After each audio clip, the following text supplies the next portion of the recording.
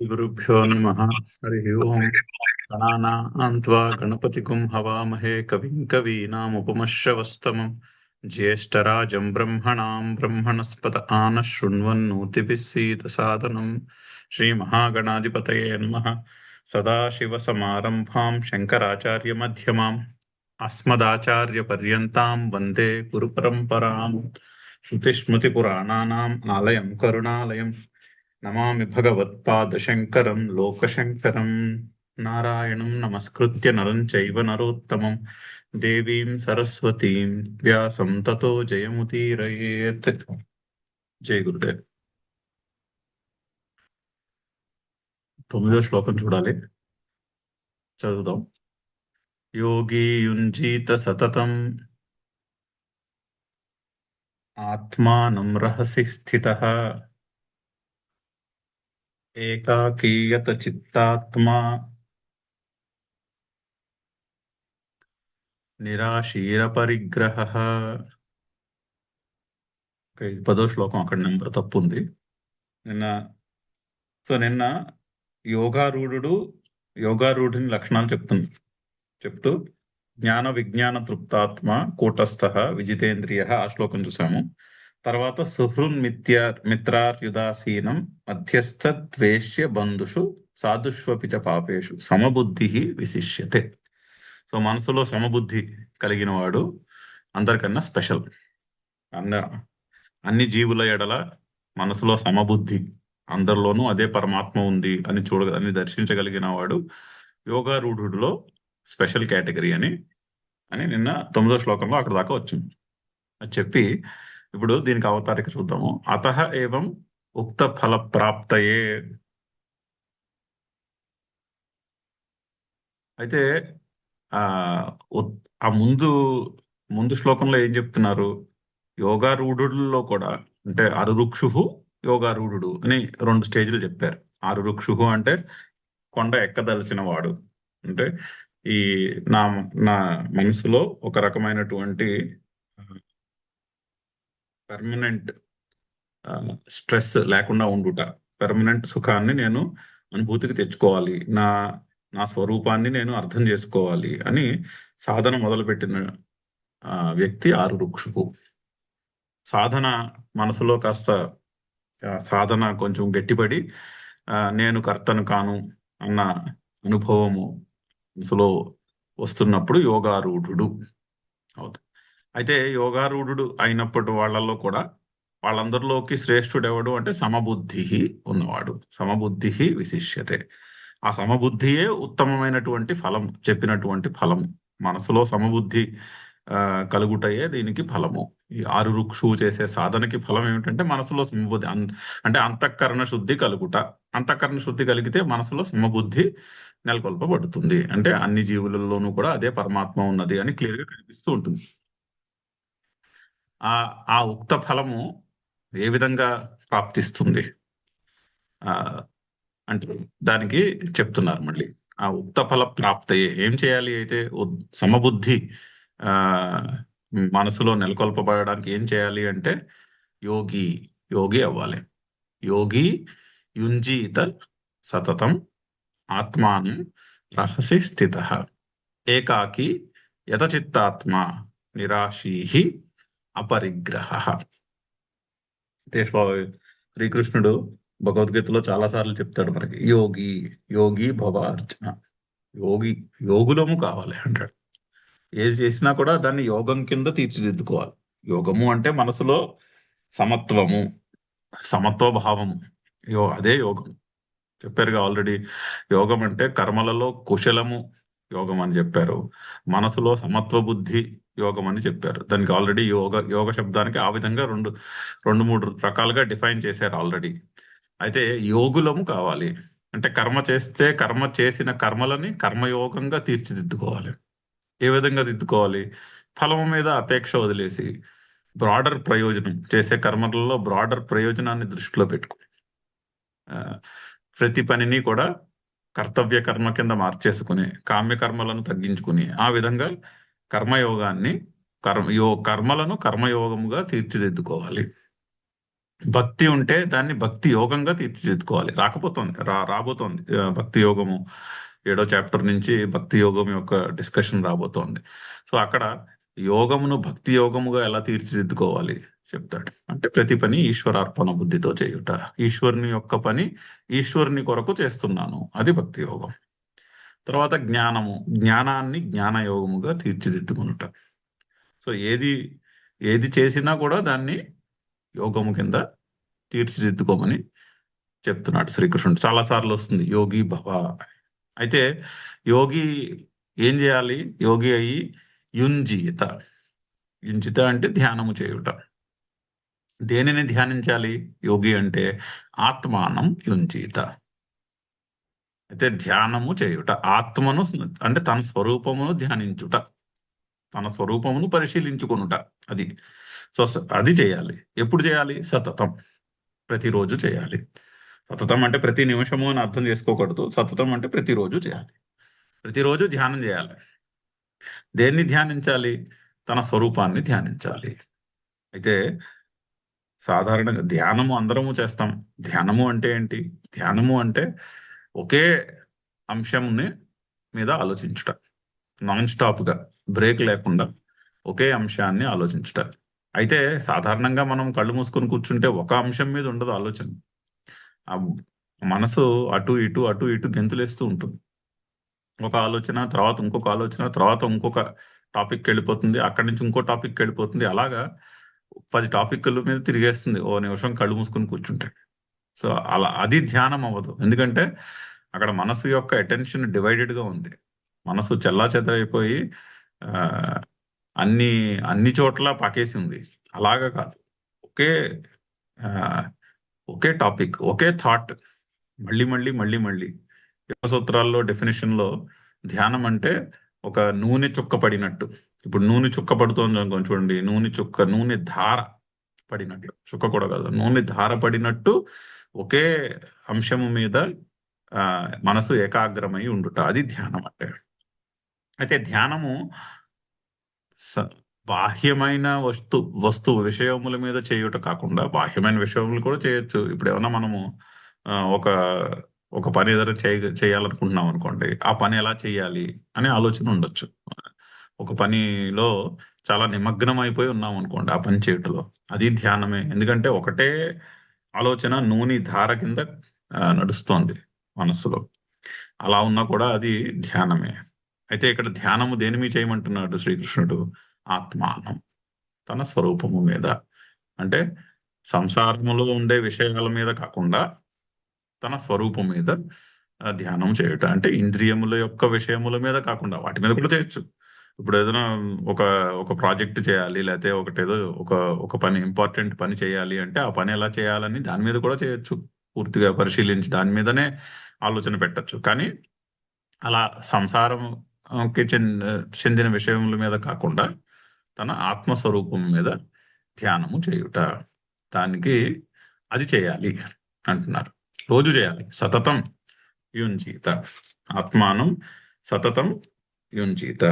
అయితే ఈ షిఫ్ట్ కష్టం. బాహ్యములో ఉన్న విషయముల మీద ధ్యానము చేయుట తేలిక. తన స్వరూపం మీద ధ్యానము చేయుట, ఆ షిఫ్ట్ రావడము ఆ అది కష్టము. సో కానీ యోగి అవ్వాలంటే అది చేయాలి. అది ఈ ఆరురుక్షు యొక్క లక్షణం. ఆరురుక్షు నుంచి యోగారూఢుడు అవ్వాలంటే ఆ పని చేయాలి. యోగి సతతం యుంజీత. సతతం యుంజీత దేనిని? ఆత్మానం. ఆత్మానం సతతం యుంజీత.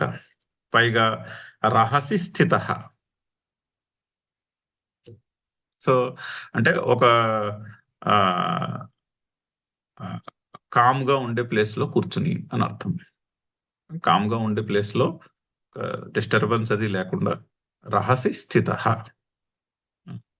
రహ రహసి అంటే రహ శబ్దానికి సప్తమి. మనసి లాగా, మనస్ శబ్దానికి సప్తమి ఏకవచనము మనసి. అలాగే రహస్ శబ్దానికి సప్తమి ఏకవచనము రహసి. ఒక వివిక్తమైనటువంటి ప్రదేశంలో కూర్చుని, ఒక డిస్టర్బెన్స్ లేనటువంటి ప్రదేశంలో కూర్చుని రహసి స్థిత. అంటే మన రహ హర చూస్తే హర తిరిగేస్తే రహ వస్తుంది. హర అంటే పరమశివుడు అని అర్థం, హరించువాడు అని. అంటే కర్త, భర్త, హర్త 3 రోల్స్ కదా. 3వ రోల్కి హర అని పేరు. ఆ హరాన్ని రివర్స్ చేస్తే వచ్చింది రహ. సో కొంత ఆ విధంగా కూడా దాన్ని అర్థం చేసుకోవచ్చు. అంటే మనస్సుని బయట విషయాల నుంచి లాక్కొచ్చి హరించుకొచ్చి ఓ చోట కూర్చోబెట్టడం అనే అర్థంలో కూడా దాన్ని చెప్పుకోవచ్చు. సో రహసి స్థిత, వివిక్తమైనటువంటి ప్రదేశంలో కూర్చుని ఏకాకి, ఏకాగ్రమైన అంతఃకరణంతో. ఏకాకి అంటే మనస్సు పలు విధములుగా చెల్లాచెదరై ఉండకుండా ఉంటా. ఒకే ఒకే టాపిక్ మీద మనసు లగ్నమై ఉండుట ఏకాకి. లేదా పూర్తిగా అసలు ఆలోచనలే లేకుండా అంతఃకరణము సమగ్రమై ఉండుట, దానికి ఏకాగ్రమై ఉండుట, దానికి ఏకాకి అని. సో ఏకాకి యతచిత్తాత్మ. యతచిత్తాత్మ అంటే మనస్సు మీద దాన్ని ఏమంటారు, వశము ఉన్నవాడు అని అర్థం.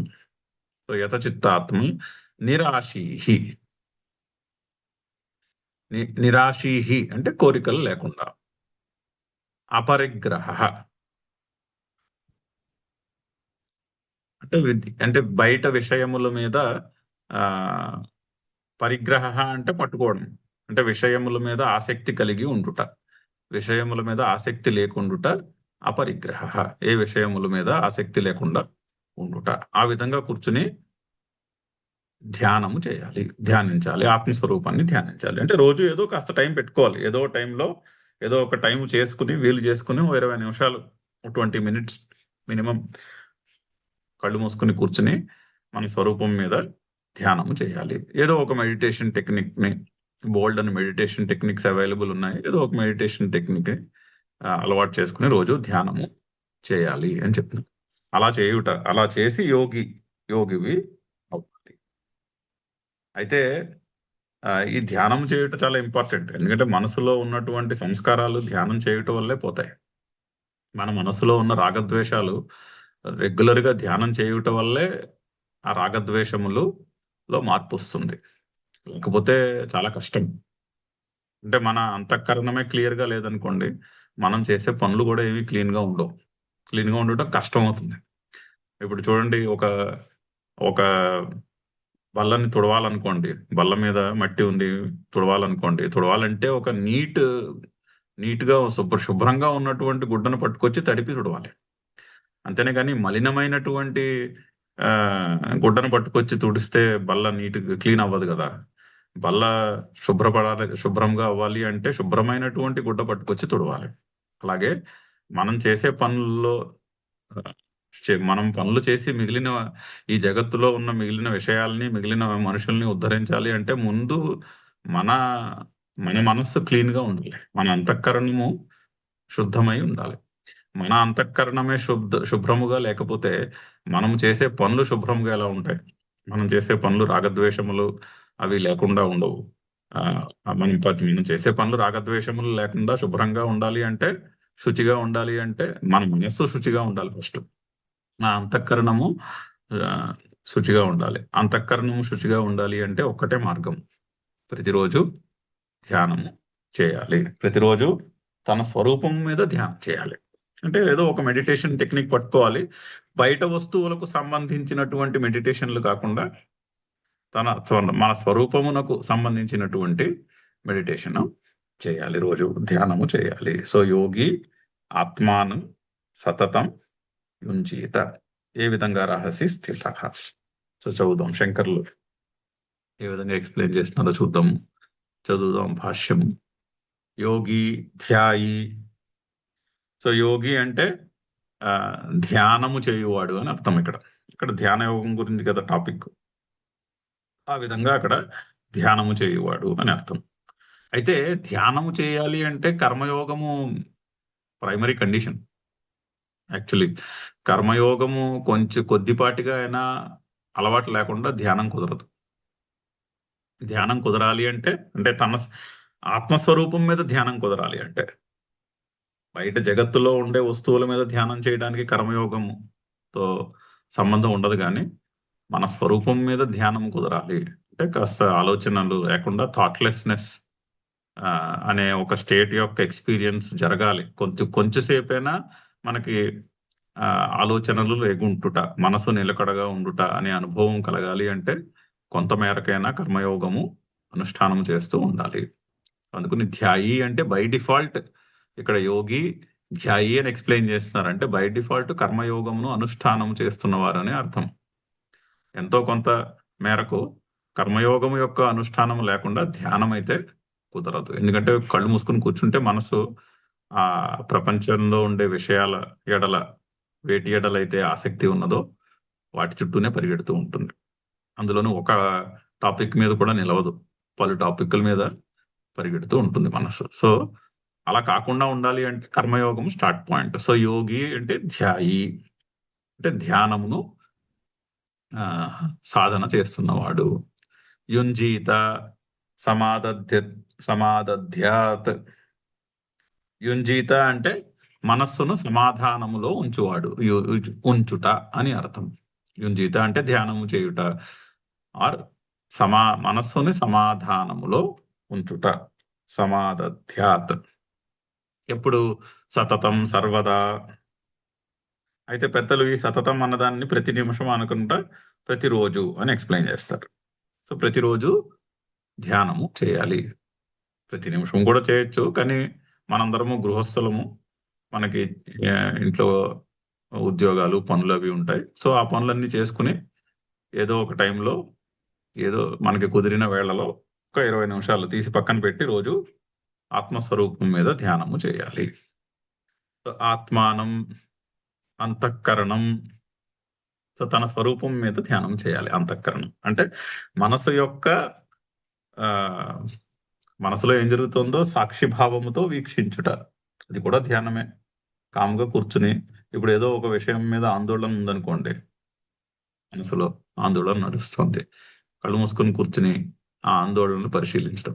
ఇది అసలు ఎక్కడి నుంచి వచ్చింది ఈ ఆందోళన, దీని యొక్క స్వరూపం ఏమిటి అని దాన్ని పరిశీలించడం. ఆ విధంగా మనసులో ఏదో అలజడి నడుస్తుంటే కళ్ళు మూసుకొని ఆ అలజడిని పరిశీలించుట. ఆ విధముగా అంతఃకరణం మీద ధ్యానం చేయాలి, అంటే తన స్వరూపం మీద ధ్యానము చేయాలి. లేదా కామ్గా కూర్చుని పొద్దున్నే లేచి కామ్గా కూర్చుని కాసేపు కళ్ళు మూసుకుని శ్వాసను గమనించుట. మనసులో ఏం నడుస్తుందో గమనిస్తే కాసేపటికి మనసు కుదుటపడి మనసు ఏకాగ్రం అవుతుంది. కొద్ది నిమిషాల్లో ఏకాగ్రం అయిపోతుంది ఆ సాక్షిభావంతో కూర్చుంటే. రహసి ఏకాంతే గిరిగుహాదౌ స్థిత. రహసి స్థిత అంటే బయట బిజీగా ఉన్న చోట కూర్చుని చేయలేము కదా ధ్యానము. అందుకని రహసి స్థిత ఏకాంతే గిరిగుహాదౌ స్థిత. కొండ మీద గుహలోనో కూర్చుని, అంటే కొండలోనో గుహలోనో కూర్చుని అంటే డిస్టర్బెన్స్ లేని చోట్ల కాస్త ఆ 20 నిమిషాలు మన ఎవరో పిలవకుండా ఉండేటటువంటి ప్లేస్ లో కూర్చుని చేయుట. సో బెస్ట్ టైము పొద్దున్నే చేసేసుకుంటా. ఇంట్లో హడావిడి మొదలయ్యే ముందు ధ్యానం చేసేసుకుంటే ఆ పని అయిపోతుంది. సో ఏకాంతే గిరిగుహాదౌ స్థితః సన్ ఏకాకి అసహాయ. ఏకాకి అంటే ఇక్కడ అసహాయ అని ఎక్స్ప్లెయిన్ చేస్తున్నారు. అంటే వేరే ఆలంబనం ఏమీ లేకుండా, అంటే వేరే సపోర్ట్ ఆధారం ఏమీ అక్కర్లేదు, అలా తనంత తానుగా కూర్చుని. సో ఏకాగ్రమైన అంతఃకరణము. అంటే ఇప్పుడు కొంతమందికి ఏముంటుందంటే ఏం చేసినా కూడా ఏదో ఎక్స్టర్నల్ సపోర్ట్ కావాలి, ఏం చేసినా కూడా ఎవరితోనో కలిసి చేయాలి, లేకపోతే ఇంకో ఎక్స్టర్నల్ గా ఏదో కండిషన్ కుదరాలి, ఆ పర్టికులర్ కైండ్ ఆఫ్ కుర్చీలో కూర్చోవాలి, ఆ పర్టికులర్ చోట్లో కూర్చోవాలి, ఏదో ఉంటుంది. ఎక్స్టర్నల్ గా ఒక లింక్ ఉంటుంది చాలా మందికి. అలా లేకుండా అసహాయ, ఎటువంటి వేరే ఎక్స్టర్నల్ డిపెండెన్స్ ఏమీ లేకుండా తనంత తానుగా కూర్చుని, అంటే మనస్సును ఏకాగ్రము చేసి అంతఃకరణమును ఏకాగ్రము చేసి కూర్చుంటా అని అర్థం. ఏకాకి. అసహాయ రహసి స్థిత ఏకాకీ చ ఇతి విశేషణాత్ సన్యాసం కృత్వా ఇత్యర్థః. అంటే సన్యసించిన వాడు అని అర్థం. అంటే సన్యసించిన వాడు అంటే మళ్ళీ ఇక్కడ గీతా భాష పరిభాషలో సన్యాసము అంటే మనసా సన్యస్య, మనసులో సన్యాసము ముఖ్యం. మనసులో రాగద్వేషములు మొదలగునవి తీసి పక్కన పెట్టి ఆ బయట ప్రపంచంలో ఉండే విషయముల ఎడల ఆసక్తిని పక్కన పెట్టుటయే సన్యాసము. సో సన్యాసం కృత్వా, సో రహసి ఏకాకి. అప్పుడు మీరు ఒక ఏకాంతమైన చోటులో వేరే ఎక్స్టర్నల్ సపోర్ట్ డిపెండెన్స్ ఏమీ లేకుండా మనంతట మనముగా మనస్సుని ఏకాగ్రము చేసుకుని కూర్చోగలుగుతాం. మనస్సులో సన్యాసం అనే భావమే లేకపోతే మనస్సు ఏకాగ్రము అవ్వదు. ఎందుకంటే బోల్డ్ విషయాలు ఉంటాయి, ఆ విషయాల చుట్టూ పరిగెడుతూ ఉంటుంది. యత చిత్తాత్మ, చిత్తం అంతఃకరణం, ఆత్మ దేహశ్చ సంయతౌ యస్య సహ యత చిత్తాత్మ. సో యత చిత్తాత్మ అంటే చిత్త శబ్దమునకు అంతఃకరణమని, ఆత్మ శబ్దమునకు దేహమని అర్థం చెప్తున్నారు. సో యత చిత్తాత్మ అంటే చిత్తము, అంతఃకరణము, దేహము సంయతం, వాటి మీద సంయమనము అంటే వాటి మీద వశము ఎవనికి ఉంటుందో అతడు యత చిత్తాత్మ. సో మనస్సు, బుద్ధి, ఇంద్రియము, శరీరము ఇవన్నీ తన అదుపులో ఉన్నాయి. అటువంటి వాడు యత చిత్తాత్మ. నిరాశీహి వీతతృష్ణ. నిరాశీహి అంటే తృష్ణ లేనివాడు, అంటే మనసులో కోరికలు లేనివాడు. అట్లీస్ట్ ఆ 20 నిమిషాలు ధ్యానం చేసే 20 నిమిషాలు ఉండకూడదు ఈ ధ్యానం చేయాలంటే. సో అందుకని ఏం చెప్తారంటే ధ్యానం చేసే ముందు ఓకే ధ్యానం అయిన వెంటనే ఈ పని చేస్తాను అని మనసులో పెట్టుకుని ధ్యానానికి కూర్చోకూడదు. చాలాసార్లు మనం ఏమనుకుంటామంటే ఇప్పుడు చేసేద్దాము 20 మినిట్స్ ధ్యానం చేసుకుని ఆ తర్వాత లేచి వెళ్ళి ఆ పని చేసుకుందాం అని. అలా అటువంటి సంకల్పంతో ధ్యానానికి కూర్చుంటే ఆ ధ్యానం తర్వాత చేయవలసిన పని గురించే మనసు పరిగెడుతుంది. అలా కాకుండా ఆ ధ్యానము చేసినప్పుడు మాత్రము ఆ టైంలో ఈ ధ్యానం అయిపోయిన వెంటనే వేరే పని చేస్తాను అనే సంకల్పం లేకుండా కూర్చోవాలి. ఈ కాసేపు నాకేమీ అక్కర్లేదని కదా కూర్చోవాలి. ఈ కాసేపు నాకేమీ అక్కర్లేదు అనుకుంటూ కూర్చోవాలి. అంతేనే కానీ ఈ కాసేపు అయిన వెంటనే వేరేదో చేస్తాను అనుకుంటూ కూర్చోరాదు. కూర్చుంటే ధ్యానం కుదరదు, చాలా కష్టం అవుతుంది. సో తృష్ణ ఉండకూడదు. ఏదో మనం చేసి లేచి వెళ్ళి ఏదో పరిగెట్టుకుంటూ వెళ్ళి అనే తృష్ణ. ఇంకొక పాయింట్ ఏంటంటే ధ్యానము దేనికి ఉపయోగపడుతుంది? సో ఆత్మానం యుంజీత అంటున్నారు కదా, తన స్వరూపం మీద ధ్యానము చేస్తే ఎందుకు ఉపయోగపడుతుంది? ధ్యానము చేస్తే బయట మన ప్రపంచంలో మన విషయాలు ఏం మారవు. ధ్యానం చేస్తే ఇప్పుడు రోజు ధ్యానం చేస్తే, ఫర్ ఎగ్జాంపుల్ రోజు ధ్యానం చేస్తే చేయవలసిన పని ఏదో సరిగ్గా జరుగుతుంది అనుకున్నాం అనుకోండి. అలా ఏమీ అవ్వదు. అలా అవ్వడానికి కాదు ధ్యానం. సంసారంలో చేసే పనులు సరిగ్గా చేయడానికని సంకల్పం మనసులో పెట్టుకుని చేసేది కాదు ధ్యానం. కానీ ధ్యానం వల్ల గ్యారంటీడ్ బెనిఫిట్ ఏంటి? గ్యారంటీడ్ బెనిఫిట్ అంతఃకరణం యొక్క శుద్ధి. నా అంతఃకరణములో ఉన్నటువంటి రాగద్వేషములు తొలగి నా అంతఃకరణము శుద్ధి చెందాలి అనుకుంటే ధ్యానం వల్ల చాలా బెనిఫిట్ ఉంటుంది. అయితే అంతఃకరణము శుద్ధి కలిగిన తర్వాత మనం చేసే పనుల్లో బోల్డంత మార్పు వస్తుంది ఆటోమేటిక్గా. ఎందుకంటే పర్సెప్షన్, క్లారిటీ ఆఫ్ థింకింగ్ పెరుగుతుంది. క్లారిటీ ఆఫ్ థింకింగ్ పెరిగినప్పుడు ఆటోమేటిక్గా సంసారంలో చేసే పనులు కూడా ఇంకొంచెం బాగా చేయగలుగుతాం, ఇంకొంచెం ప్రొడక్టివ్గా చేయగలుగుతాం. అది సైడ్ ఎఫెక్ట్ యోగము యొక్క. కానీ యోగం యొక్క డైరెక్ట్ ఎఫెక్ట్ ఏంటి? అంతఃకరణం యొక్క శుద్ధి. సో అంతఃకరణం యొక్క శుద్ధి కావాలంటే ధ్యానం చేయాలి, యోగం చేయాలి. ఆ అంతఃకరణం యొక్క శుద్ధి వలన మనం చేసే పనులు ఇంప్రూవ్ అవుతాయి, ఆటోమేటిక్గా ఇంప్రూవ్ అవుతాయి. మన పర్స్పెక్టివ్ చాలా మార్పులు వస్తాయి. మనం చేసే పనులు ఆటోమేటిక్గా బాగా చేయడం మొదలు పెడతాం. అంతేనే కానీ డైరెక్ట్గా ధ్యానము పనులు బాగా చేయుటకు సాధనము కాదు. ధ్యానము అంతఃకరణ శుద్ధికి సాధనము. అందుకనే వేత తృష్ణ, తృష్ణ లేకుండా ఉండాలి. తృష్ణ లేకుండా ఉంటేనే ధ్యానం కుదురుతుంది. అపరిగ్రహ, పరిగ్రహరహిత ఇత్యర్థ. సో పరిగ్రహము లేకుండా, పరిగ్రహ రహిత అంటే బయట భోగముల ఎడల ఆసక్తి లేకుండా, లేకపోతే భోగములకి అంటుకుని ఉంటుంది మనస్సు, ఏదో ఒక భోగాన్ని ఆశిస్తూ ఉంటుంది, అది లేకుండా. సో పరిగ్రహ రహిత. సన్యాసిత్వేపి త్యక్త సర్వ పరిగ్రహ సన్ యుంజీత ఇత్యర్థః. సో సన్యాసియే అయి ఉన్నాను. ఆ ఇప్పుడు ఇప్పుడు ఇప్పుడు ధ్యానం చేస్తున్నా కూడా మనకి ఆ ధ్యానం విషయంలో కూడా అటాచ్మెంట్ ఉంటుంది మనసులో. ఇప్పుడు రెగ్యులర్ గా ధ్యానం ప్రాక్టీస్ చేసే వాళ్ళకి కూడా, నేను ధ్యానం చేసే ఒక ఆసనం ఉందనుకోండి, ఆ ఆసనానికి అటాచ్మెంట్ ఉంటుంది. ఈ ఆసనము నాది, రోజు అదే ఆసనం మీద కూర్చోవాలి, ఈ చోటు నేను ధ్యానం చేసుకునే చోటు. రోజు ఆ ధ్యానం చేసుకునే చోటుని డిస్టర్బ్ చేశారు అనుకోండి, అప్పుడు మనసులో చిన్న వికారం పుడుతుంది, మనసులో చేంజ్ వస్తుంది. మనసులో అదేమిటి, వీళ్ళు నా ప్లేస్ మార్చేశారు అని కోపం వస్తుంది ఒక్కోసారి. సో ఇది కూడా మన ఎక్స్పీరియన్స్ లో ఉంటుంది, కానీ అలా కూడా ఉండకూడదు అంటున్నారు. అందుకుని అపరిగ్రహ, అందుకని శంకరులు దాన్ని ఆ విధంగా ఎక్స్ప్లెయిన్ చేస్తున్నారు. సన్యాసిత్వే అపి త్యక్త సర్వి పరగ్రహ సన్ యుంజీత. మనసులో సన్యాసము చేసినప్పటికీ కూడా ఒక్కోసారి ఈ చేసే ఆసనము, ఆ ధ్యానము చేసుకునే చోటు మొదలగు వాటి మీద మనస్సు మనస్సుకి అటాచ్మెంట్ ఉంటుంది, రాగం ఉంటుంది, అది కూడా లేకుండా.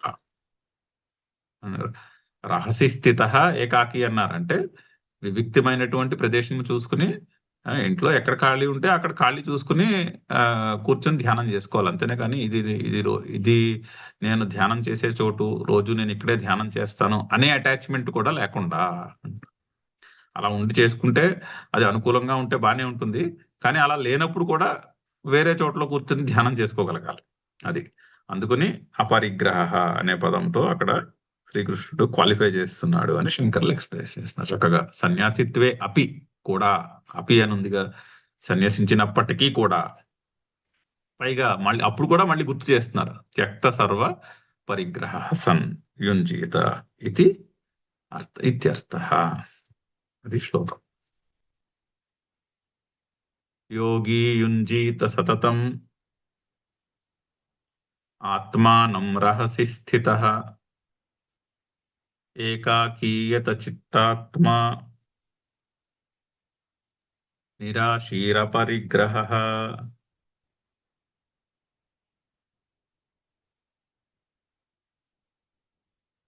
శుచౌ దేశే ప్రతిష్టాప్య స్థిరమాసనమాత్మనః నాత్యుచ్ఛ్రితం నాతినీచం చైలాజినకుశోత్తరం.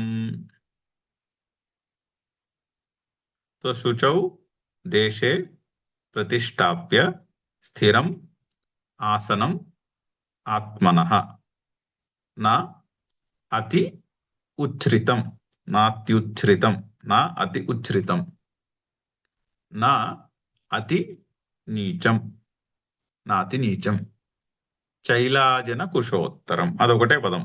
చైలాజన కుశోత్తరం అనేది ఒక పదం. అయితే అవతారిక చూద్దాము. అత ఇతానీం యోగం యుంజతః ఆసనాహార విహారాదీనాం యోగ సాధనత్వేన నియమః వక్తవ్యః. సో ఇప్పుడు యోగం యుంజతః, యోగము చేయమని చెప్తున్నారు కదా, ధ్యానము చెయ్యి అని చెప్తున్నారు, మన ఆత్మస్వరూపం మీద ధ్యానము చెయ్యి అని చెప్తున్నారు. సో దానికి అనుకూలమైనటువంటి ఆసన ఆహార విహారాదీనాం యోగ సాధనత్వేన నియమః వక్తవ్యః. అయితే ఈ ధ్యానము చేయుటకు నియమాలు చెప్పాల్సి ఉన్నది.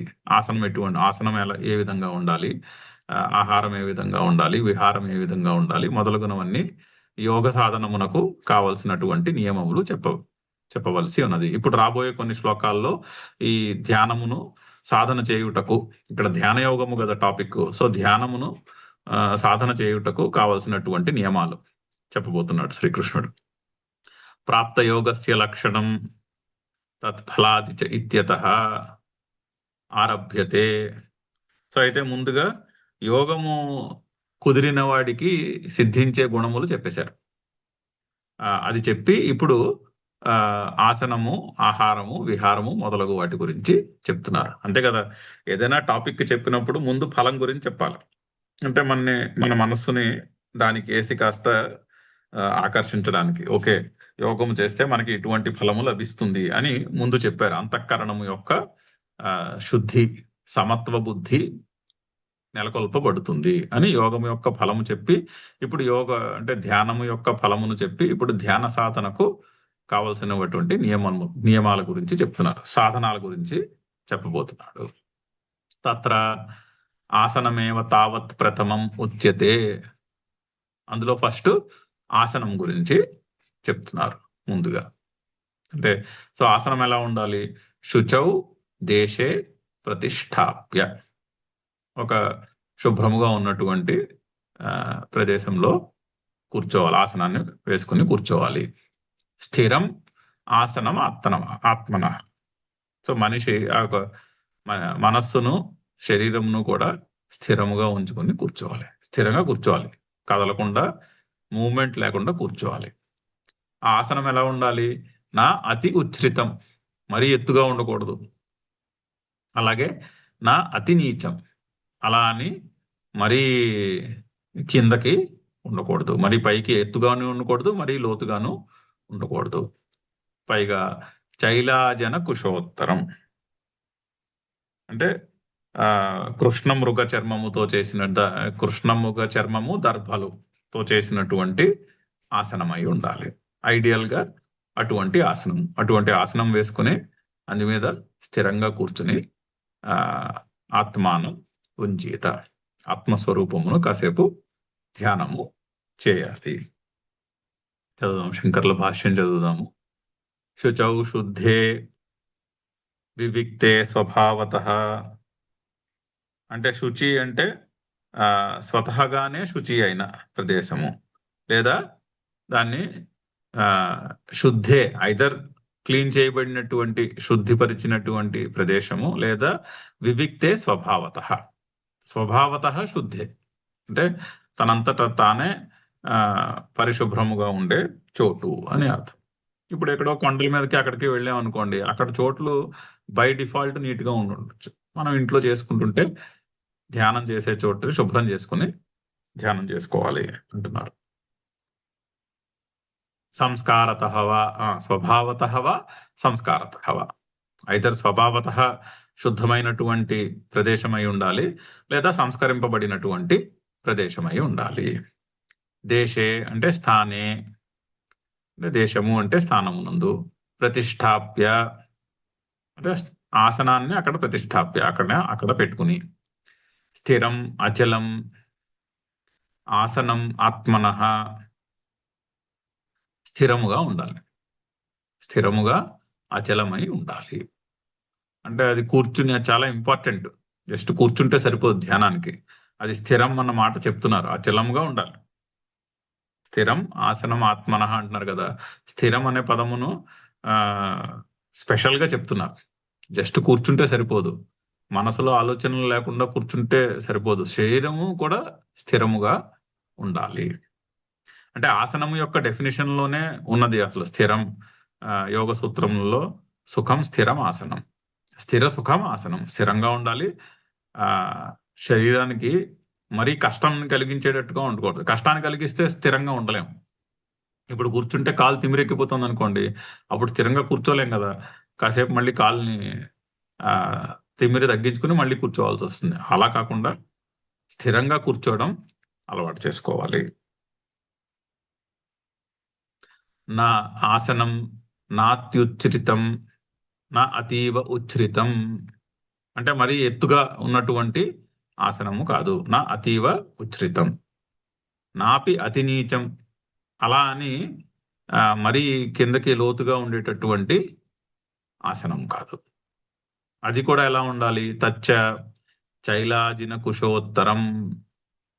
చైల అజిన కుశ చైలాజిన కుశ రెండు ఉన్నాయి. 3 పదాలు ఉన్నాయి. చైలాజిన కుశ ఉత్తరం అంటే చైలాజిన కుశోత్తరం అంటే రెండు కాంపోనెంట్స్ ఉన్నాయి అందులో. ఒకటేమో కుశ. కుశ అంటే దర్భము. రెండోది చైలాజినము అంటే కృష్ణమృగము, జింక యొక్క చర్మం.